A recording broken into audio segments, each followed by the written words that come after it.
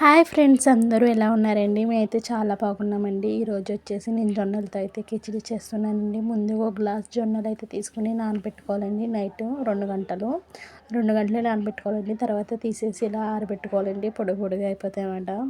ఇలా ఆడపెట్టుకున్నవి మిక్సీలో వేసుకుని బరకగా మిక్సీ పెట్టుకోవాలండి. రవ్వలాగా మిక్సీ పెట్టుకుని పక్కన పెట్టుకుని, ముందుగా కాయగూరలు అయితే కట్ చేసుకుని, ఉల్లిపాయ, టమాటా, బఠానీలు అయితే కట్ చేసుకుని పక్కన పెట్టుకున్నాను.